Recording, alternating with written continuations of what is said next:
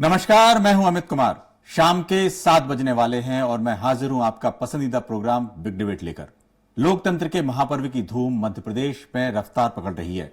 दोनों प्रमुख दल बीजेपी और कांग्रेस ने मध्य प्रदेश में दम दिखाना शुरू कर दिया है। प्रधानमंत्री नरेंद्र मोदी सहित बीजेपी के तमाम दिग्गज रणभूमि में हुंकार भरते रहे हैं।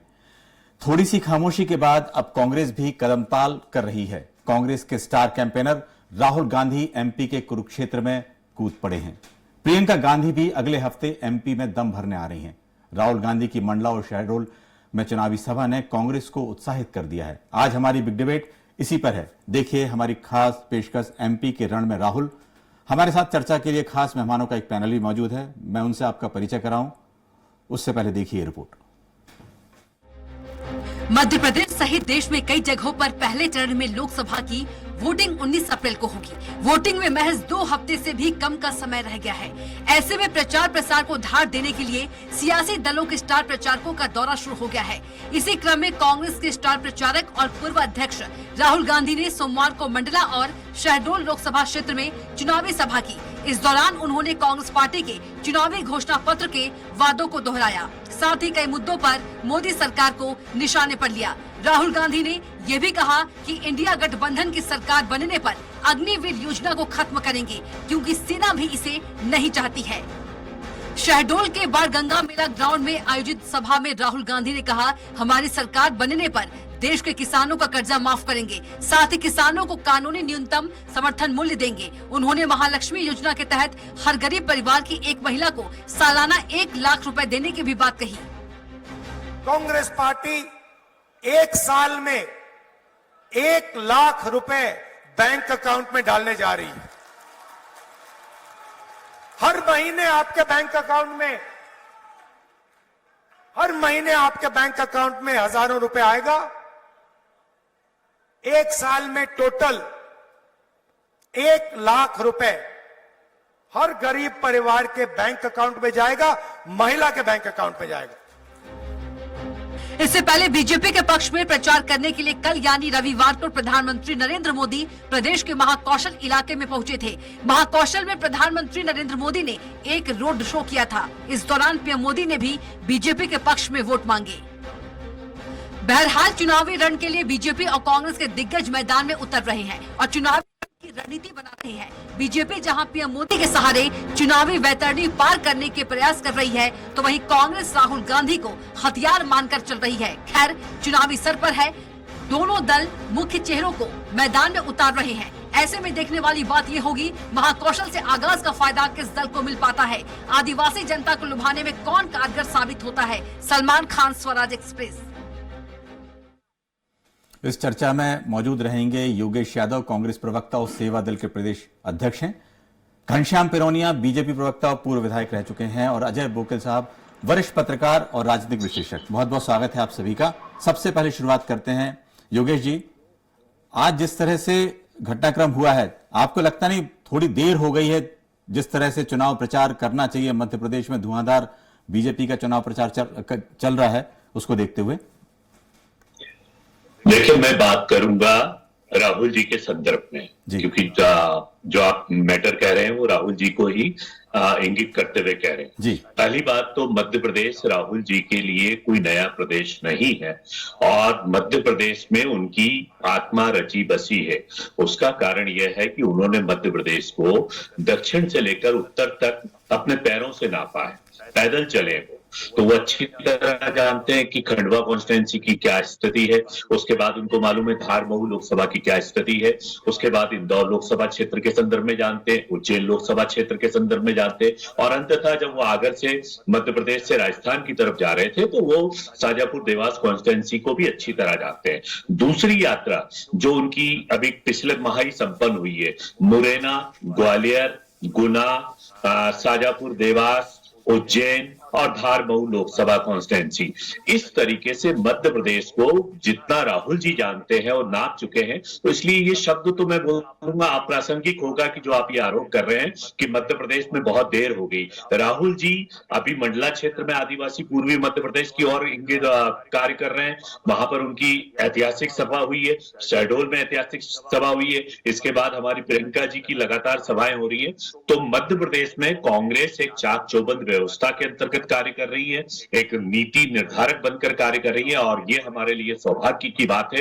ये कांग्रेस के सौभाग्य की बात नहीं है, ये संपूर्ण मध्य प्रदेश के लिए, संपूर्ण देश के लिए शुभ संकेत है कि उन महिलाओं के लिए जिनके गरीबी से आज हमारा देश जूझ रहा है, महंगाई से देश के हालात खराब होते जा रहे हैं, देश में भ्रष्टाचार बढ़ता जा रहा है, उस समय 1 लाख रुपए की सहायता मध्य प्रदेश में सदृढ़ भारत का निर्माण करेगी।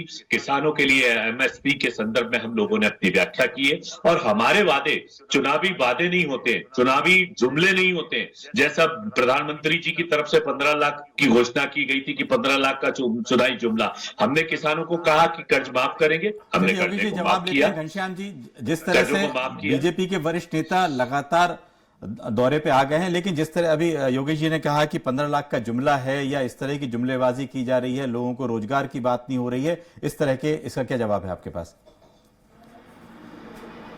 देखिए,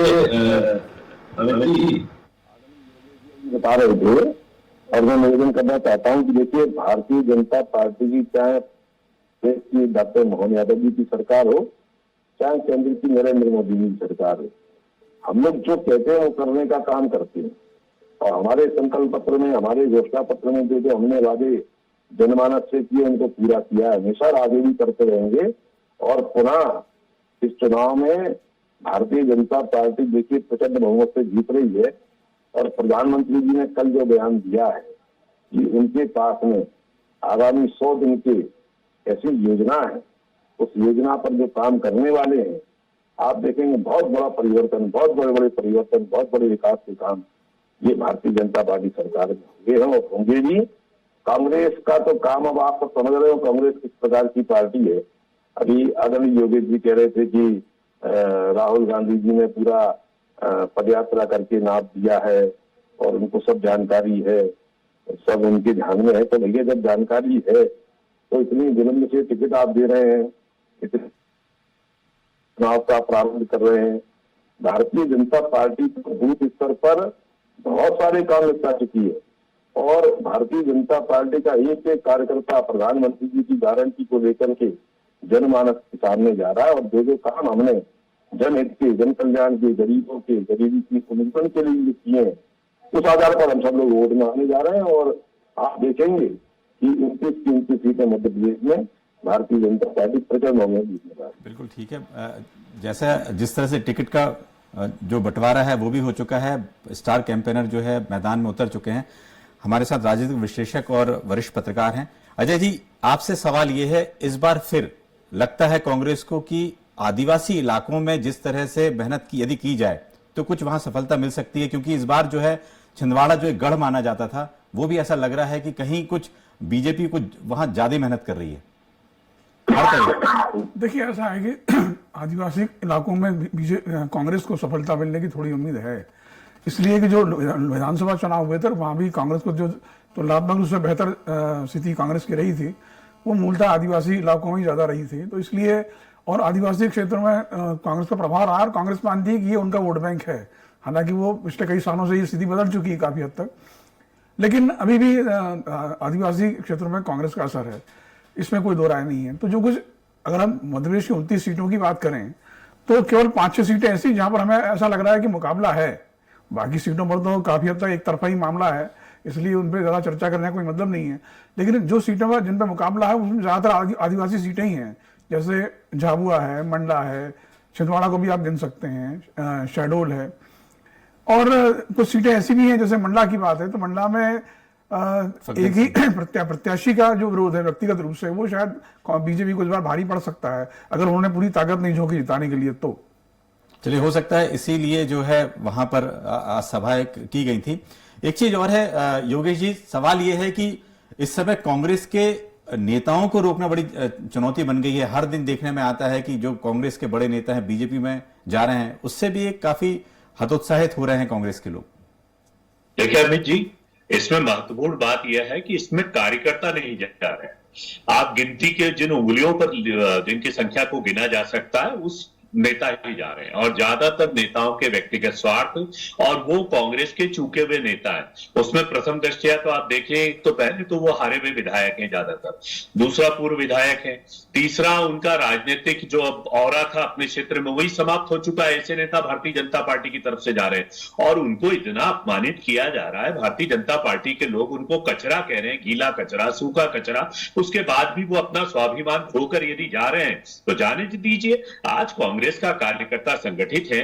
अभी हम लोगों को जो प्रतिसाद मिल रहा है, आप क्षेत्र में जाकर देखिए, जिस तरीके से कांग्रेस के कैंडिडेट्स के सामने कांग्रेस का कार्यकर्ता इकट्ठा होता है और एक शेर की तरह, जिसको कहते हैं घायल शेर की मानिंद अपना मुकाबला कर रहा है, तो ये शुभ संकेत है। और इसलिए शुभ संकेत है कि कांग्रेस ही नहीं, मध्य प्रदेश की जनता, देश की जनता अपने प्रधानमंत्री जी के जुमलों से ऊब चुकी है, झूठ से ऊब चुकी है।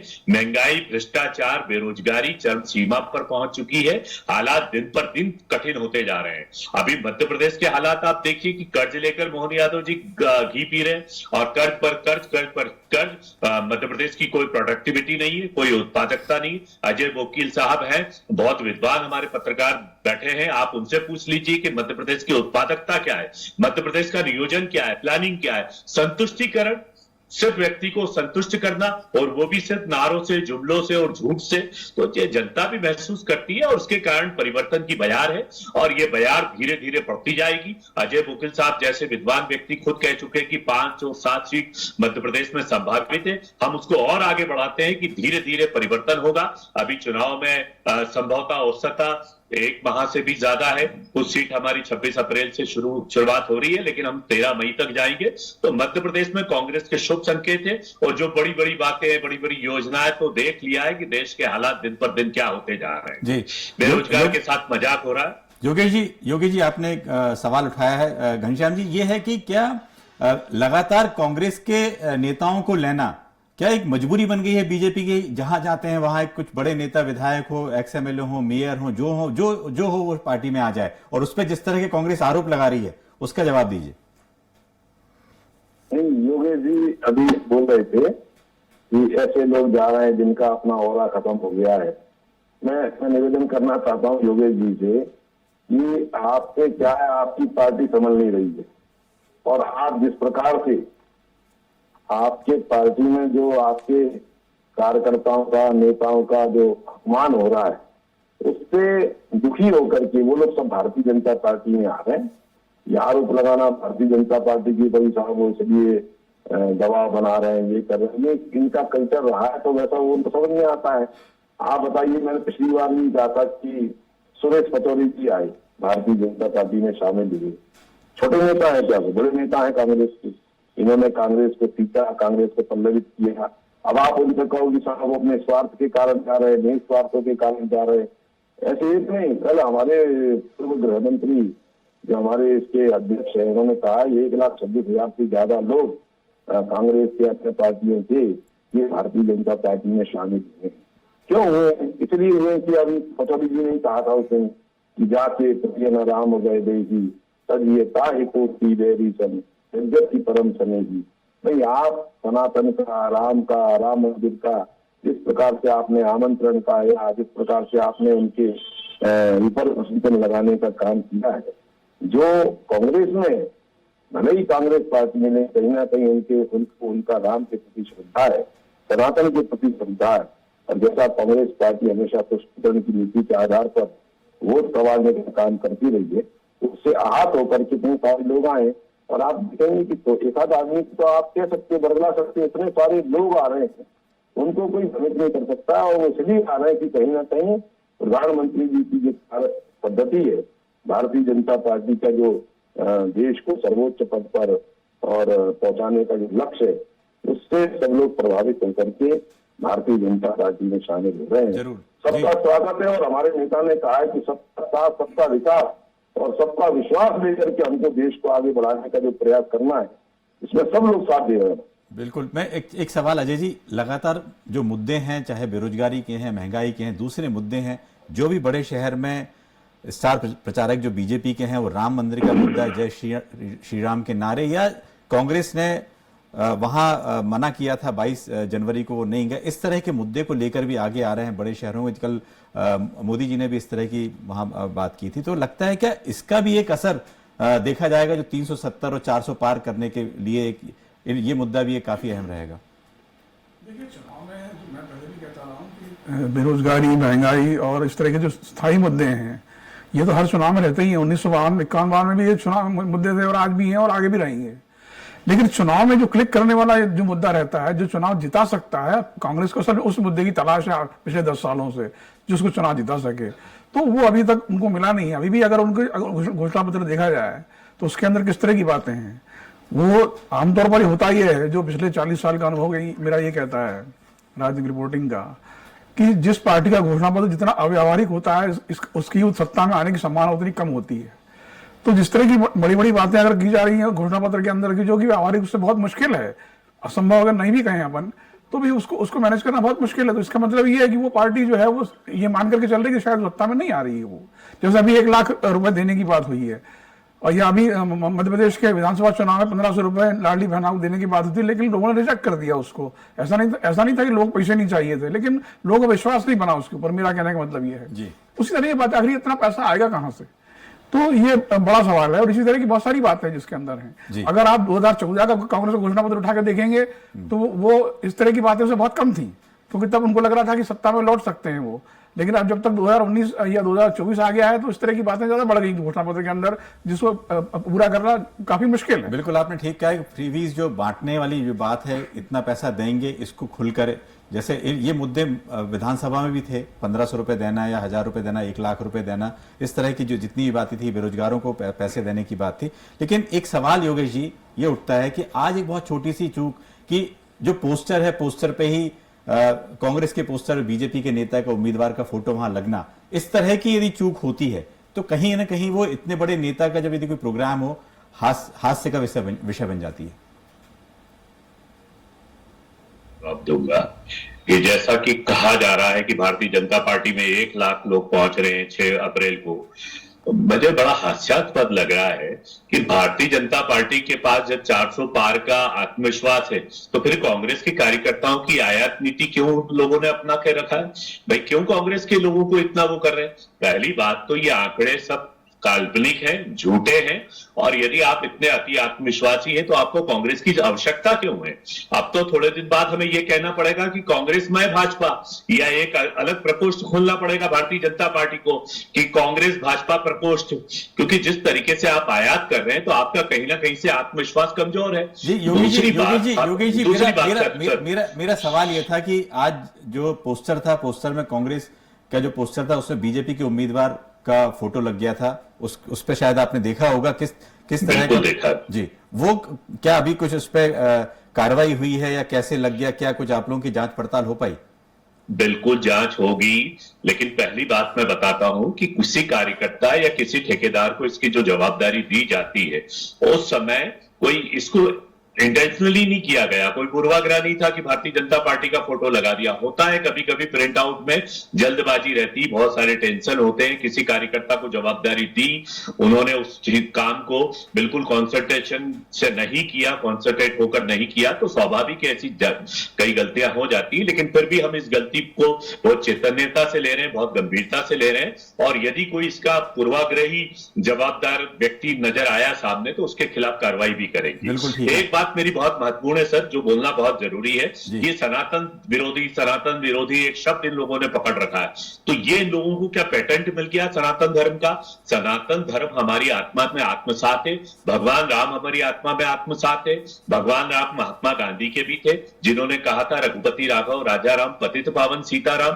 तो ये तरीके का ब्रांड बनाने की, ब्रांड वैल्यू बनाने की, भगवान को पोस्टर की सामग्री बनाने की कोशिश ना करें, उसके बजाय महंगाई, बेरोजगारी, भ्रष्टाचार और देश में जो निजीकरण हो रहा है उसके खिलाफ बात करें तो हम मानेंगे। इनके बुनियादी मुद्दे नहीं है, जैसे अजय मुकुल साहब कह रहे थे, वकील साहब की बात सही है, जिनके पास बुनियादी मुद्दे नहीं रहते। आप भारतीय जनता पार्टी का 2014 का आप घोषणा पत्र उठाकर देख लीजिए, 2019 का कितने व्यवहारिक धरातल पर थे और कितना उनका क्रियान्वयन किया गया।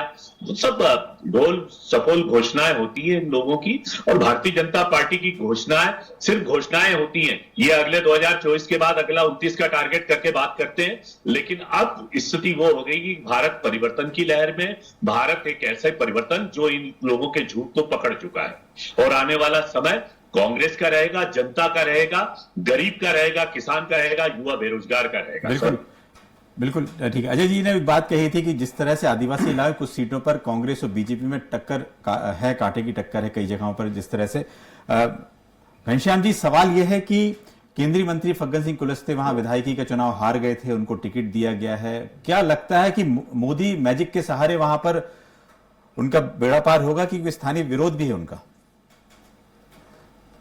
देखिए, भारतीय जनता पार्टी कार्यकर्ता आधारित दल है, और किस पार्टी के कार्यकर्ता को कहां किस काम में लगाया जाए, कहां उसका उपयोग किया जाए, ये हमारा नेतृत्व तय करता है। उसका पालन हमारे सभी कार्यकर्ता करते हैं।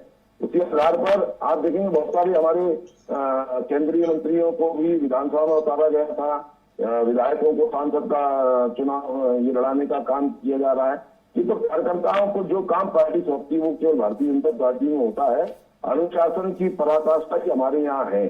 दूसरा मैं निवेदन करना चाहता हूँ, योगेश जी भी कह रहे थे कि अब आप देखिए पोस्टर में इस प्रकार की इनकी विसंगति हुई है।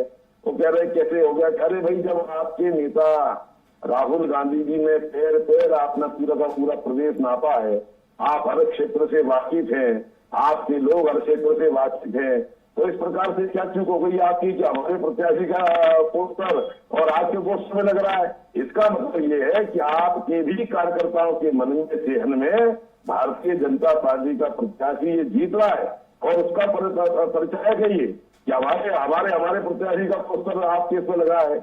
इसको आपको ये नहीं, मैं निवेदन करना चाहता हूँ कि आप निश्चित रहे, भारतीय जनता पार्टी और हमारे प्रधानमंत्री मोदी जी ने जो जो कहा है उस आधार पर हम लोग चुनाव लड़ने के लिए जा रहे हैं, जनता के बीच में भी है, और हमने जो जो कहा है वो पूरा किया है। चाहे हम लोगों ने 370 धारा हटाने की बात कही हो, उसको हमने पूरा किया। हम लोगों ने राम मंदिर बनाने का प्रण लिया था, उसको हमने पूरा किया। 3 तलाक का मामला हो, उसको पूरा किया।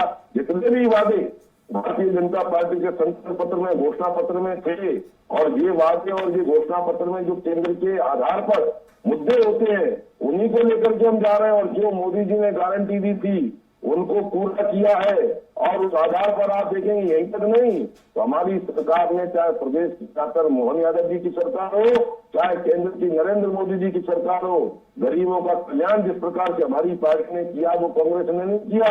और आज आप देखेंगे राहुल गांधी जी का जो बयान था उनके भाषण में कि सबसे पहला अधिकार आदिवासियों का, वनवासियों का, अनुसूचित जनजाति वर्ग का है। मैं निवेदन करना चाहता हूं, इन्हीं की सरकार के प्रधानमंत्री थे डॉक्टर मनमोहन सिंह जी, वो कहते थे कि अल्पसंख्यकों का है। राहुल गांधी जी कह रहे हैं कि इनका है। अरे भाई, पहले आप तय कर लो पहले कि किसका अधिकार है। इसलिए इनको अधिकार देना किसी को नहीं है, इनको तो केवल अपना जो है भाषणबाजी करना है। अगर इनको अधिकार देना होता, उनको संपन्न बनाना होता, उनको मुख्य धारा में जोड़ना होता, तो कांग्रेस की 70 सालों तक सरकार प्रदेशों में और केंद्र में रही। किसने हाथ रोके थे आपसे? किसने मना किया था कि आप इनका कल्याण नहीं करें? लेकिन आज आप देखेंगे प्रधानमंत्री नरेंद्र मोदी जी के नेतृत्व में हमने अनुसूचित जनजाति वर्ग का जितना कल्याण किया है कांग्रेस ने कभी नहीं किया है। चलिए, ये बिल्कुल अभी आगे जो चुनाव होंगे घनश्याम जी, बिल्कुल इसमें मालूम पड़ेगा। एक सवाल जो है, समय की भी कमी है, अजय जी, एक जो सवाल अभी आ रहा था मन में कि जिस तरह से एक मोदी मैजिक है या शाइनिंग इंडिया का एक दौर 2004 का भी देखा था, क्या आपको ऐसा लगता है कि बीजेपी के जो शीर्ष नेतृत्व है वो भी कह रहे हैं कि भाई अति आत्मविश्वास में ना रहें कार्यकर्ता, तो एक शाइनिंग इंडिया मोदी मैजिक, क्या ऐसा लगता है कि कहीं कुछ 370 या 400 पार में इस तरह की जो शब्दावली चल रही है कहीं नुकसान पहुंचाएगी? देखिए, 400 पार इंडिया होगा कि नहीं होगा ये तो नतीजा ही बताएगा। ये अति आत्मविश्वास भी हो सकता है, इसमें कोई दो राय नहीं है। लेकिन अगर हम 2004 की तुलना में आज से करें अगर, तो उन परिस्थितियों में जमीन आसमान का अंतर है। जी। 2004 के अंदर बीजेपी की तैयारी उस तरह से नहीं थी जैसे आज है। दूसरी बात यह है कि बीजेपी की जो कसावट है या भी जिस तरह से काम करने की शैली है, जो इवेंट ओरिएंटेड, मैनेजमेंट ओरिएंटेड, वो उस समय नहीं थी। हमने वो दौर भी देखा और ये दौर भी देख रहे हैं, इसलिए मैं दोनों की तुलनात्मक रूप से कह रहा हूँ। उस समय बीजेपी केवल इस भरोसे में थी कि अटल जी जैसा बड़ा नेता उनके पास में है और उन्होंने बहुत अच्छा काम किया, वो खुद ही संतुष्ट थे उसमें। तो ये आत्मसंतुष्टि की जो स्थिति थी, वो अपोजिशन के पास कोई बड़ा नेता न होने के बावजूद भी वो उनके लिए भारी पड़ी और उन्होंने उसको डिफ्यूज करने के लिए, मतलब जो एंटी इनकम्बेंसी बन रही थी उसको खत्म करने के लिए कोई अपनी तरफ से विशेष प्रयास नहीं किए और ये मान के चल रहे थे कि हम तो जीत ही रहे हैं। लेकिन आज की परिस्थिति में जो जिस तरह बीजेपी रणनीति बना रही है और जो हम देख रहे हैं, मतलब ये कोई सुनाई बात नहीं है, हर दिन की उनकी रणनीति, वो रणनीति चौतरफा है। वो बेहतर से बेहतर स्थिति की भी कल्पना करके चल रहे हैं और बदतर स्थिति की भी कल्पना लेकर के साथ चल रहे हैं। उस स्थिति में साम दाम दंड भेद हर तरीके आजमाने के लिए वो तैयार है और कर भी रहे हैं। वो अगर जैसे कि योगेश जी ने कहा कि भाई अगर कचरा था जो कांग्रेस में जा रहा है तो बीजेपी उस कचरे से भी खाद बनाने की तैयारी में लगी हुई है। तो सवाल है कि ये खाद जो है कांग्रेस में ही बन सकता था। तो सवाल ये यहाँ पर उससे कांग्रेस बीजेपी को फायदा हुआ नुकसान हुआ अलग चीज है, लेकिन एक मनोवैज्ञानिक बढ़त तो वो ले रहे हैं ना लगातार, ये सब ज्यादा महत्वपूर्ण है। जी बिल्कुल ठीक कह रहे हैं आप। ये एक बात जो है ये देखने में आएगी बाद में कि आखिर क्या होगा। लेकिन ये जो 4 सीटें, पहले फेज की जो 4 सीटें, बड़ी कांटे के टक्कर, खासतौर से यदि आदिवासी इलाकों में जब सबका फोकस है उसको देखने के लिए छिंदवाड़ा भी एक महत्वपूर्ण सीट है जिसपे सबकी नजर रहेगी। बहुत बहुत शुक्रिया आप तीनों मेहमानों का चर्चा में जुड़ने के लिए। बिग डिबेट में फिलहाल इतना ही, दीजिए इजाजत।